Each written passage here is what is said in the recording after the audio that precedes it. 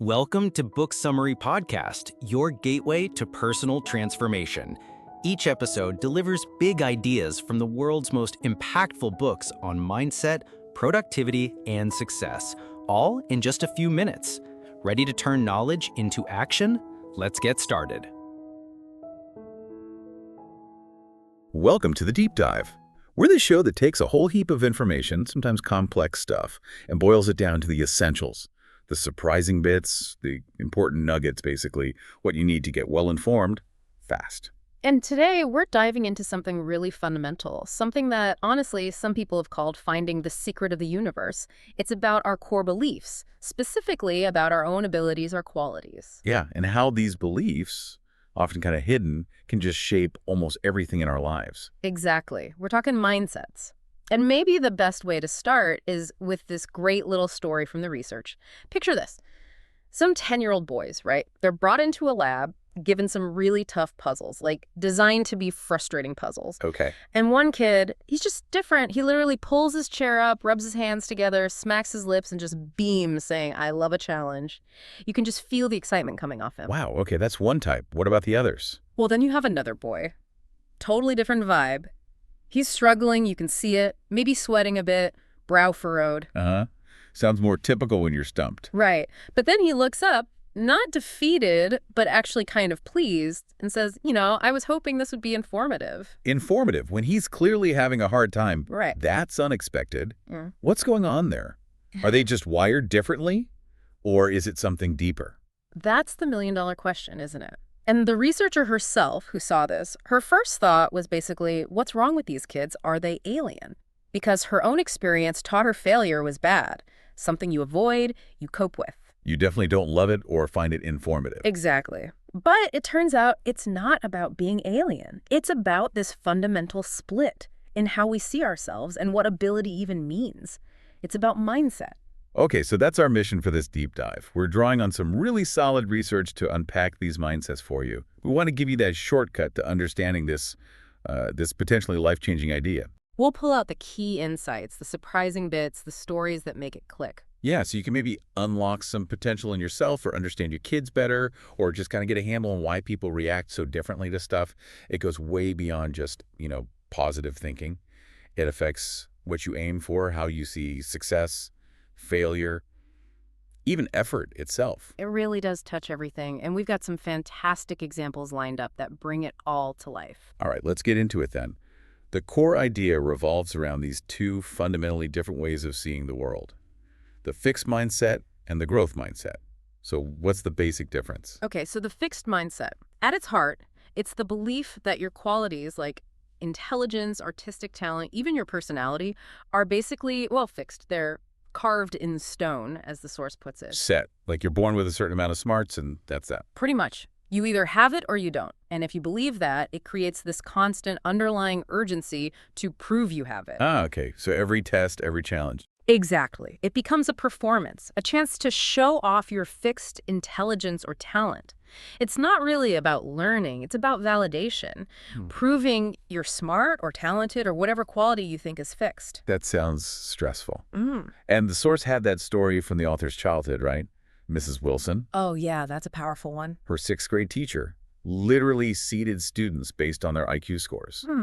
The highest IQ kids got to, carry the flag or take notes to the office. Imagine the pressure, the hierarchy. Totally. It basically screamed fixed mindset. The goal wasn't exploration or learning. It was look smart, don't look dumb. Every single test, every time the teacher called on you, your whole sense of self felt like it was on the line. It sounds awful, honestly. It really does. And it's such a stark contrast to the growth mindset. Which is the flip side. Completely. The growth mindset is the belief that your basic qualities aren't fixed.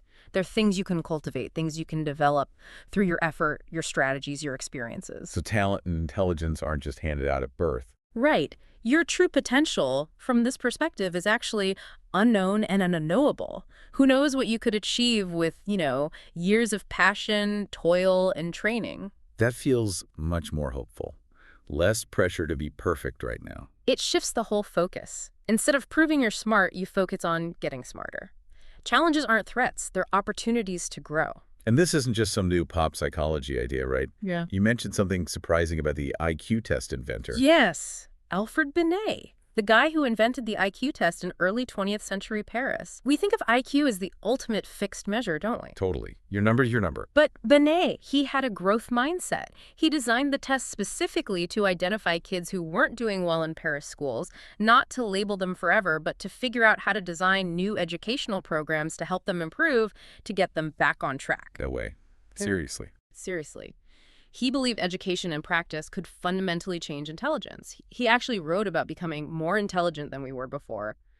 It's the complete opposite of how his test ended up being used by many people. That's fascinating. So even the tools we use can be seen through these different mindset lenses. Absolutely. And modern science, well, it largely backs up Binet's core idea, if not his specific methods, the whole nature versus nurture debate. Experts now see it as a constant interaction. It's not either or. It's both, working together. Right. Like neuroscientist Gilbert Gottlieb said, genes require input from the environment to work properly. Your genes don't just dictate everything. Your experiences, your effort, they shape how those genes express themselves. Okay. And Robert Sternberg, a big name in intelligence research today, says the main factor in becoming an expert isn't some fixed ability you start with, but purposeful engagement. It's about the work you put in. That really cuts against the fixed mindset idea that talent is just innate. It does. It says deliberate practice, effort, that's the real game changer. So going back to those kids with the puzzles. Yeah. The ones who loved the challenge or found it informative. They weren't alien. Not at all. The author realized her reaction, thinking they were alien, came directly from her fixed mindset. She'd learned that failure meant she wasn't smart. That's a huge aha moment for a lot of people. Yeah, because if you think smarts are fixed, failure feels like a final judgment, like proof you don't have it. Exactly. It's devastating. No wonder people try to avoid it. So this leads to a good question for everyone listening, maybe for you. When you hit a tough spot, a challenge, a setback, what's your gut reaction? Is it that kind of dread, that feeling of being judged? Or is there maybe a flicker of, okay, this is hard, but maybe I can learn something? That's worth thinking about. Your answer might tell you something about your own default mindset. Definitely. Okay, so we've got the basic definitions. Now let's really dig into how these mindsets change the game for things like effort, failure, and success. Starting with effort, good thing or bad thing? You'd think effort is obviously good, right? But in the fixed mindset, surprisingly, it's often seen as a bad thing. How so? The logic goes like this. If you're truly naturally gifted, things should come easily. If you have to try hard, if you have to put in a lot of effort... It means you're not really that smart or talented to begin with. Exactly. It undermines the whole image of effortless genius. So, paradoxically, people in a fixed mindset might actually avoid effort or hide the effort they do put in to protect that image. Wow, that explains the story about the violinist Nadja Salerno-Sonnenberg. Right, the child prodigy. Yeah, amazing talent, debuted super young.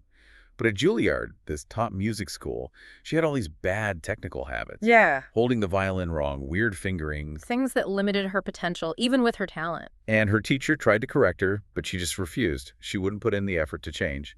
Because working hard at it, fixing flaws, it threatened her identity as a prodigy. It suggested she wasn't perfect, wasn't naturally brilliant, and she couldn't handle that. So the fixed mindset literally held back her growth. That's kind of tragic, really. It is. Now contrast that with the growth mindset. Here, effort isn't just accepted, it's seen as the key. Effort is what makes you smart or talented. It's the engine, not the embarrassing sign of weakness. Precisely. It's how you develop your abilities. It's the path to mastery. It's something to embrace, not hide. Like that aha moment the author had. She was struggling with something difficult and suddenly thought, This is hard. This is fun. yeah. That's such a mindset shift.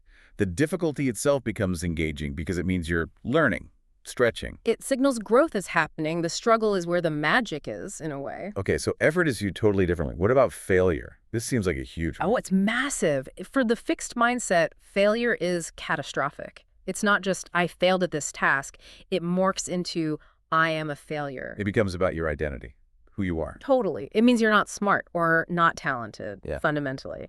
And that can trigger really deep feelings of shame, worthlessness, even paralysis, like you just shut down. The book had that vignette, right? The C+ grade, the parking ticket. Yeah, the trifecta of minor annoyances. Right. A C+ on a midterm, a parking ticket, and a friend being kind of dismissive on the phone. None are life-ending, but the fixed mindset responses were extreme. What did they say they'd do? Things like do nothing, stay in bed, get drunk, eat, cry, break something. Just total collapse or lashing out, because it all felt like confirmation of their inadequacy. And they rationalized it, right? Like, if I don't have the ability, why bother try? Yeah, exactly. Which, worryingly, could even lead to thinking about cheating. Like those 7th graders in one study admitted, if you can't be smart, maybe you can look smart. It's a really destructive cycle. And you see this fear playing out in real life, too. Like the little kid, Robert. Yeah, 3 years old. His parents thought he was brilliant. Then he didn't get into the top preschool. And suddenly he wasn't their brilliant Robert anymore. That's harsh. It really is. Or the author avoiding spelling bees because she might not win might go from success to failure. Or Ernie Els, the golfer, worrying a loss would make him a loser as a person. Or even college rejection letters feeling like a brand. The girl who didn't get into Princeton. It lets one outcome define everything. And the coping mechanisms reinforce it. Shirking effort for the next test. Because why try if you lack ability? Making excuses, blaming others, like John McEnroe always having a reason for losing that wasn't him. Right. The fever, the backache, the crowd. I didn't play well enough. Or even companies just giving up, like Scott Tabor basically saying, well, at least we're not the worst, instead of fighting back against Procter & Gamble. It's paralysis. And it even impacts things like depression. People with a fixed mindset who get depressed often just let everything slide, feeling helpless, which makes the depression worse. Wow. Okay, so that's the bleak picture. How does the growth mindset handle failure? It's a complete turnaround. Failure isn't an identity, it's information. It's a problem to be faced, dealt with, and learned from. It's a signal to do something different, not to give up. Exactly. Go back to that C+ in parking ticket scenario. The growth mindset responses were things like, I need to try harder, study differently, be more careful parking. Proactive. Problem solving. Right. They still felt bad, distressed, but that distress fueled action, not despair. They were ready to take the risks, confront the challenges, and keep working. That reminds me of the Jim Marshall story, the NFL player who ran the wrong way. Oh yeah, scored for the other team. Talk about a public failure. Huge. But he didn't let it define him. He saw his mistake, something to learn from, and moved on. He had a long, successful career after that. That's resilience born from mindset. Or think about Christopher Reeve after his paralysis. Thanks, Epperman, yeah. Doctors basically said he'd never move below the neck again. A devastatingly fixed prognosis. But he refused to accept it. He undertook this incredibly demanding exercise regime. Pushing himself relentlessly. And not only did he regain some movement, defying expectations, but his efforts actually helped change how science understood the potential for the nervous system to recover. His growth mindset literally pushed the boundaries of medicine. Incredible. And their coping mechanisms are different, too. Totally. Poor grade. Growth mindset students say they'll study harder or try new strategies. They don't just give up or cheat. Right. And even with depression, remember that young man in the study? He felt awful, severely depressed. But because he had or was taught a growth mindset, he forced himself to keep up with life classes, work. To the point his TA didn't even realize he was depressed. Exactly. His mindset drove him to take action despite feeling miserable, which ultimately helped him cope better than those who just succumbed to the feeling of helplessness. Okay, effort, failure. Now, success.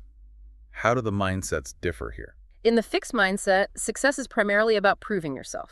It's external validation. Showing everyone how smart or talented you are. Yeah. Proving you're special, maybe even superior. It's about getting that confirmation from the outside world. Like the author needing that validation. Living for moments when someone noticed she was different. Right. Or John McEnroe's view of being number one, it was all about people kissing up to him, catering to his perceived genius.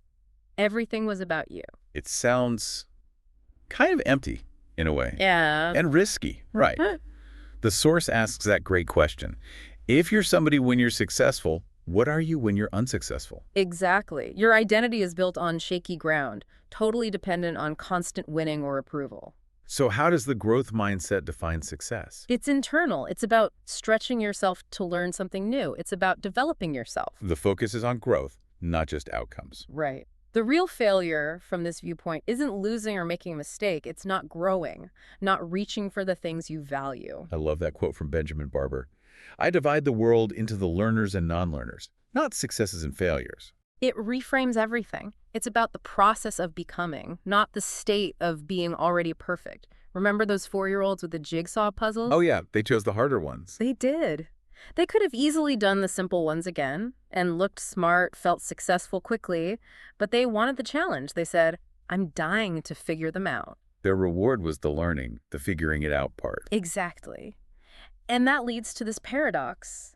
Many highly successful, growth-minded people didn't even plan to go to the top. They just got so absorbed in learning, mastering, pushing themselves in something they loved. That reaching the top was almost a side effect. Precisely. It came as a result of doing what they valued, not from an obsession with being number one from the start. That's a powerful distinction. Okay, let's take these ideas now and see how they play out in different arenas. Sports is a big one. We love the idea of the natural. Oh, absolutely. Malcolm Gladwell nailed it. Society reveres the naturals. We think of champions as superheroes born different. Like they just showed up with all this talent. But the reality, when you dig into it, is often much more about the growth mindset.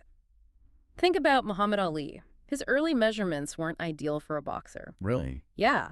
Or Michael Jordan cut from his high school team. Not recruited by his first-choice college. His greatness was forged in practice, fueled by setbacks. Babe Ruth wasn't always consistent either, right? He had to discipline himself. Yep.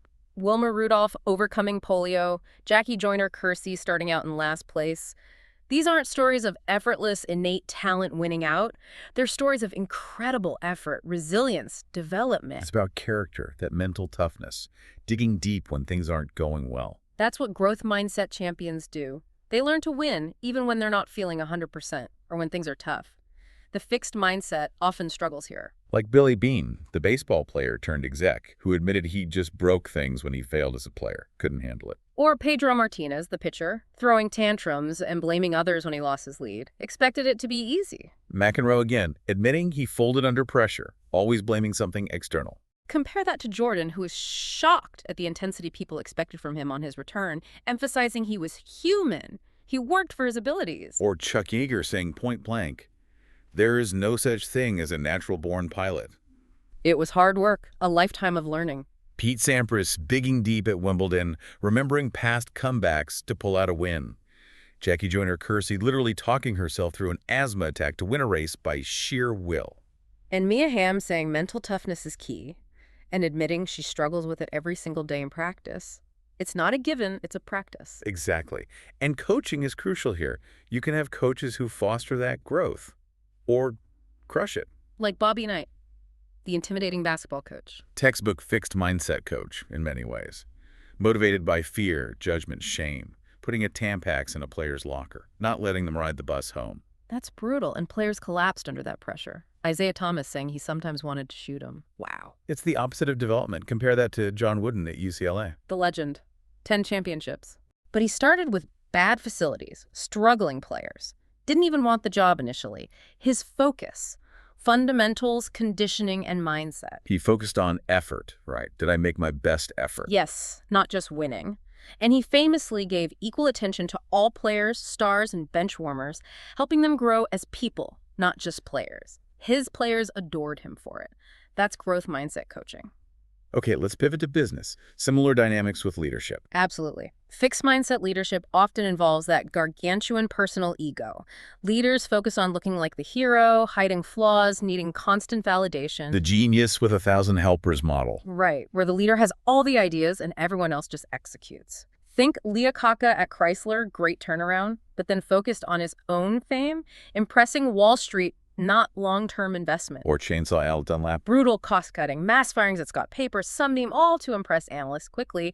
He even admitted feeling he had to constantly prove and reprove himself. It wasn't about building something sustainable. And Enron's culture of smugness, rewarding individual stars over teamwork. A classic fixed mindset trap. Now, the growth mindset leaders, they're often quite different, more self-effacing. They ask questions instead of having all the answers. Yeah, they constantly ask questions, and they're willing to confront the brutal answers, the failures, the tough truths. They surround themselves with strong people who might challenge them. Their focus is on the long haul, the whole organization's growth. Exactly, like Jim Collins's Level 5 leaders from his Good to Great research, Or Jack Welch at GE started arrogant, but learned to nurture employees, visit factories, shift from me to we. He actively got rid of fixed mindset managers. Lou Gerstner turning around IBM by tackling that culture of elitism, pushing teamwork and customer focus. And Anne Mulcahy at Xerox, taking over when they were drowning in debt. She didn't pretend to know everything. She went into incredible learning mode, took accounting classes herself. Her goal was saving the company for her people. That really speaks to a different kind of leadership. And this extends to the whole company culture, right? Organizational mindsets. Definitely. You can have a culture of genius, fixed mindset, where talent is assumed to be innate, leading to judging and weeding out, or a culture of development growth mindset, believing people can grow, investing in them. And the research shows the development cultures work better. Much better. More trust, more empowerment, commitment, ownership. Supervisors actually see more potential in their people because they're looking for growth, not just pre-existing genius. Fixed mindset companies often hire talent, then wonder why it doesn't flourish in their judgmental culture. That makes sense. And it even affects specific skills like negotiation. Yeah, that Cray and Hasselhoff study is amazing. Taught people a growth mindset about negotiation skills. They performed almost twice as well as the fixed mindset group. Why? Just because they believe they could improve? Essentially, yes. It meant they didn't give up at the first sign of difficulty or stalemate. They saw rough spots as challenges to figure out, not as proof they were bad negotiators. They kept trying different strategies, persevered. Belief translated directly into better results. Wow. Okay, last big area. Relationships. How do mindsets play out here? Oh, hugely. The fixed mindset often brings this expectation of instant, perfect, perpetual compatibility. The soulmate myth. If it's right, it should be easy. Pretty much. If you have to work at it, it wasn't meant to be. Which, as you know, contradicts pretty much every relationship expert ever. Relationships require work, effort, communication. And the fixed mindset expects mind reading too. My partner should just know what I need. Yes. Which leads straight to blaming when they inevitably don't. Brenda's boring, Jack's selfish. Instead of communicating needs, you just judge the other person's fixed traits. There's fear of conflict too, like Charlie ignoring Yvonne's hints about problems because he couldn't face anything negative. And that search for perfection. Remember, Penelope, dumping partners for trivial flaws like tacky presence because any imperfection meant it wasn't meant to be. The blame game is big too. It's not my fault. Hard to forgive because that might imply you share some responsibility or that the perfect relationship wasn't perfect. And competition can creep in, feeling diminished by a partner's success or needing to outshine them. It becomes about status, not partnership. Okay, so what does a growth mindset look like in relationships? It's about accepting differences, seeing challenges as normal, and committing to developing the relationship and yourselves within it. Focusing on understanding, forgiving, learning from conflicts. Yeah, like the person who said their failed relationship taught them the importance of communication. That's learning, not just blaming. And there's real courage there too. Nicole Contos, left at the altar, dancing to I Will Survive. That's taking a devastating failure and turning it into a statement of strength. Or Kathy, divorced, injured leg, deciding, I'll be damned if I sit here feeling sorry for myself, going out dancing and meeting her future husband, choosing growth over despair. Even the author's story about her difficult mother, choosing to be the loving daughter she wanted to be, which actually led to healing. It's about focusing on what you can control and grow. And understanding that choosing a partner means choosing a set of problems, not in a negative way, but recognizing that challenges are part of any deep connection and their opportunities to grow together. Giving support instead of judgment, like Ted cleaning the house for overwhelmed Karen instead of criticizing the mess. This applies to friendships, too. Growth-minded friends support your growth, help you figure things out after a setback. But fixed mindset dynamics can show up, too, like judgment. Yeah, that study showing boys felt better about themselves by endorsing stereotypes about girls, boosting yourself by putting others down, or the author using someone as a dream validator for her own fixed sense of specialness. And bullying seems like a prime example of fixed mindset. Totally. It's all about judging, establishing hierarchy, who's more worthy. Bullies often get a self-esteem boost from it. And fixed mindset victims often react with revenge or withdrawal. But a growth approach focuses on understanding, helping bullies change. Exactly. Stan Davis's anti-bullying program does this. It praises effort towards positive behavior in bullies, frames things in terms of learning and improving, not just condemning them as bad kids. It helps them shift towards a growth mindset themselves. Moving from judgment to development. That's a powerful theme. Okay, so after hearing all this, the big question is, can we change our mindset? Are we stuck? Thankfully, no. That's maybe the most crucial message. Mindsets are just beliefs. They're powerful, yes, but they're not etched in stone like the fixed mindset itself believes. You can change your mind. So it's not like eye color, it's learned. Exactly. And most of us have a mix anyway. Maybe fix about artistic talent, but growth about fitness, or vice versa. The key is that just knowing about the two mindsets can start the change. You can start to catch yourself slipping into fixed thinking. And the science backs this up. Brains can actually change. Absolutely. Neuroplasticity. When you learn new things, challenge yourself, your brain forms new connections, gets stronger. Those pathways literally change. Like the brainology program they mentioned. Yeah, teaching kids their brain is like a muscle that grows with effort. Teachers saw real changes. Kids who were previously disengaged started talking about getting things into long-term memory, building neural connections. They saw learning as an active process of building their brains. Okay, so if we want to cultivate more of a growth mindset, how do we actually do it? Is there a process? There is. It's described as a 4-step journey. It's ongoing work, not a quick fix. Step 1, learn to hear your fixed mindset voice. That inner critic. The one saying you're not smart enough, don't try, you'll fail. That's the one. Recognizing its specific lines, its tone of judgment. Okay. Step 2. Recognize your fixed mindset triggers. When does that voice get loudest? Is it when you face a big challenge, get criticized, have a setback, disagree with someone, feel overwhelmed? So pay attention to the situations that spark that negative self-talk. Maybe pause right now and think, for you listening, what was a recent trigger? Good idea. Identifying those moments is key. Step 3, name your fixed mindset persona. Give the voice a name, like Grumpy Gus or Debbie Downer. Exactly. Or Dale Denton, the lazy slob, as one example went. It sounds a bit silly, maybe, but externalizing it, giving it a name, helps you separate it from you. It's just a part of your thinking, not your core identity. Makes it easier to manage. Okay, makes sense. And step 4. Educate and engage your fixed mindset persona. Don't try to just crush it or ignore it. That often backfires. Understand, it's probably trying to protect you in its own misguided way by keeping you from risks. But then you teach it a better way. Yeah. You acknowledge it. Okay, Dale, I hear you worrying. Right. But then you actively choose the growth mindset path. You talk back to it with growth principles. Yes, this is hard, and that's how I'll learn. Okay, I made a mistake. What can I learn from this for next time? My partner is different. How can I understand their perspective? So it's like having a dialogue with that part of yourself, gradually retraining it. Exactly. It's about transforming it from a saboteur into, well, maybe not a cheerleader, but at least an ally you can manage. Got it. Now, it's important to also touch on false growth mindset, right? Because this stuff can be misinterpreted. Hugely important.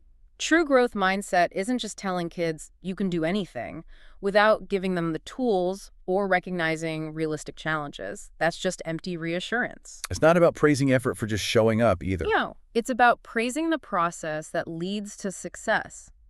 The effort, yes, but also the strategies, the persistence, the learning from mistakes, tying praise to the how, not just innate smartness or talent. And it doesn't mean you have to try and change absolutely everything about yourself or that you should love everything you try, like the opera-hating taxi driver. Right. He tried opera, really tried, because his dad loved it, hated it. The growth mindset advice wasn't keep trying forever. It was give yourself a break. It's okay not to like opera. Accepting some things, knowing your genuine preferences when they aren't harmful, is part of it too. It's about smart growth, not grinding away at everything. So it's really about shifting that whole framework. Yeah, from that judge and be judged framework, always feeling tested, always needing to prove yourself, to a learn and help learn framework, where the focus is on development, yours and others, and seeing challenges as stepping stones. Okay, so wrapping this up, we've journeyed through these two powerful mindsets. We've seen how believing your abilities are fixed versus believing they can be developed changes absolutely everything. It redefines effort from a threat to an opportunity. It transforms failure from a devastating judgment into valuable feedback. And it shifts the goal of success from just proving yourself to actually growing yourself. It's a fundamental change in perspective. And it's not a one-and-done thing. It's a continuous journey. Like Alex Rodriguez said, you never stay the same. You either go one way or the other. We're always evolving or potentially stagnating. So maybe the final thought for you listening is this. What's one thing you'll choose to do today, even something small, to keep moving on your path of growth? How will you make sure that learning continues, that success doesn't make you stop stretching, and fear doesn't block the next step? Definitely something to ponder. Keep observing these mindsets out in the world and in yourself. This deep dive is really just scratching the surface. Absolutely. Thanks for joining us on the Deep Dive. Thanks for tuning in to the Book Summary Podcast. If you found value in today's episode, hit that like button, subscribe for more summaries, and share it with someone who's ready to grow. Want deeper insights, exclusive book notes, and reading tips? Join our free newsletter. The link's in the description. And don't forget, if you'd like to read the full book, our affiliate link is right below. It helps support the channel and keeps the summaries coming. Until next time, keep reading, keep growing.